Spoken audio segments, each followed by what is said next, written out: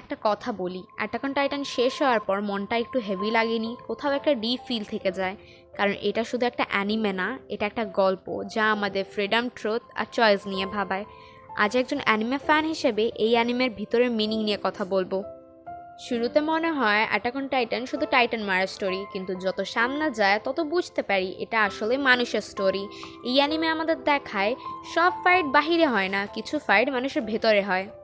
Aaron ইয়েগার শুরুর এরান ছিল রেগে যাওয়া একটা ছোট ছেলে। সে শুধু ফ্রিডম চাইতো, কিন্তু ধীরে ধীরে সেই ফ্রিডমটাই তার অবসেশন হয়ে যায়। সবচেয়ে কষ্টের বিষয় হলো এরান জানতো তার চয়েস ভুল, তবুও সে থামে না। এই ক্যারেক্টার আমাদের শেখায় সব হিরো ভালো হয় না, কিছু হিরো আমাদের ডার্ক সাইডও দেখায়। অ্যাটাক অন টাইটানের সবাই ফ্রিডম চায়, কিন্তু কেউ সত্যিই ফ্রি না। কেউ পাস্টের বন্ধি, কেউ ফিউচারের, তো কেউ নিজের ফিয়ারের। এই অ্যানিমে বলে ফ্রিডম মানেই যে খুশি করা না, ফ্রিডম মানে নিজের চয়েসের পেইন নেওয়া।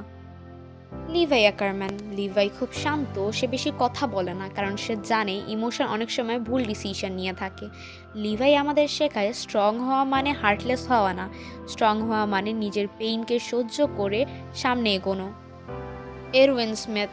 এরউইনের স্পিচ এখনও ঘুসবাম্পস দেয়। সে জানতো সবাই মরবে, তবুও সে থামে না, কারণ তার কাছে সত্য নিজের জীবনের থেকেও বড় ছিল।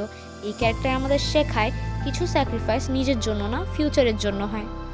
Truth and war. Attack on টাইটানে দেখায় সত্য সবসময় সুন্দর হয় না। মার্লে অ্যান্ড অ্যালদিয়া দুপক্ষই নিজেদের সঠিক মনে করে, কিন্তু ওয়ার মানে সবাই কিছু না কিছু হারায়।